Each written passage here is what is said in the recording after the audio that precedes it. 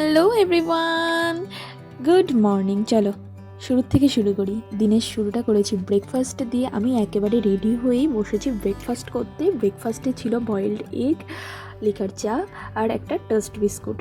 তো আমি breakfast complete করে বেরিয়ে পড়েছি ডিউটির জন্য। আজ ছিল আমার মর্নিং ডিউটি, সেই কারণে সকাল সকালই রেডি হয়ে বেরোতে হয়েছে। আজ বাসে যেতে যেতে দেখি চারিদিকটা না একটু কুয়াশায় ভরা ছিল। মার্চ মাস, অথচ ওয়েদারের এমন কেন অবস্থা বুঝতে পারছি না। আজ মা লাঞ্চে দিয়েছিল মাছের ঝোল, সজনে আলু চিংড়ি মাছ দিয়ে একটা তরকারি। লাঞ্চ কমপ্লিট করার পর বিকেলের দিকে খেয়েছিলাম একটু দুধ চা, সাথে একটা বিস্কিট। এর কিছুক্ষণ পরেই আমার ডিউটি ওভার হয়ে গেছিলো। তো আমি সেই মতো বাড়ি চলে আসলাম।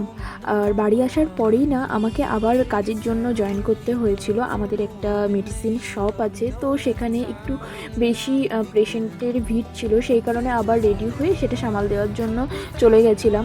বোনকে বললাম বাড়ি এসে একটু জল দিয়ে, জল খেয়ে একেবারে আবার একটু টাচ আপ করে ফ্রেশ হয়ে যাই। একটা সারাদিনের ধকল তো থাকেই, বুঝতেই তো পারছো। তো এটা হচ্ছে আমাদের একটা মেডিসিন শপ। তো কাজে যাওয়ার পরেই না মা আমার জন্য একটু ডাবের জল রেখেছিল। তো কাজের ফাঁকে বসে ডাবের জলটা খেলাম। আমার ডাবের জল খেতেও খুব ভালো লাগে, এতে হাইড্রেটেড ফিল হয়, যেহেতু সারাদিনের একটা ধকল থাকে। এরপরে আমি ডিনার করেছিলাম মোগলাই পরোটা দিয়ে ডিনার কমপ্লিট করব ভেবেছিলাম।